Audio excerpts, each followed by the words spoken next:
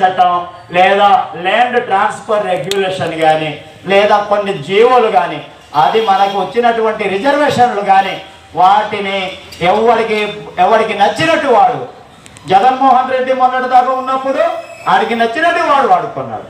ఇప్పుడు వచ్చినటువంటి చంద్రబాబు నాయుడు వీళ్ళు పార్టీ బాగుపడడానికి వీళ్ళు వాడుకుంటున్నారు.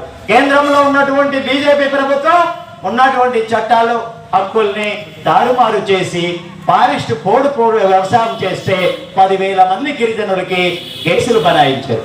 దేశద్రోహులు అంటున్నారు, వీరు పోడుని ఆక్రమితదారులు అంటున్నారు. ఇది ఎక్కడ న్యాయం అని చెప్పి మేము ఈ సందర్భంగా ప్రశ్నిస్తున్నాం.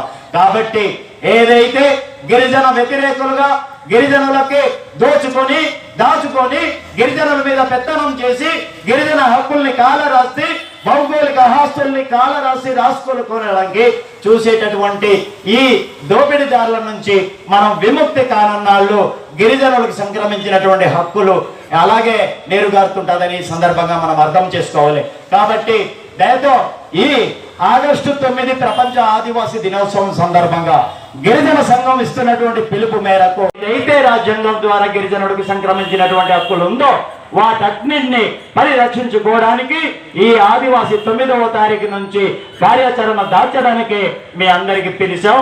దీనికి భవిష్యత్తులో మీ అందరికి మరొకసారి గిరిజన సంఘం పిలుస్తుంది. తద్వారా దానికి మనం ముందుకు తీసుకెళ్ళడానికి మీ అందరు సహకరించాల్సిందిగా కోరుతూ మరి నాకు ఇచ్చినటువంటి అవకాశాన్ని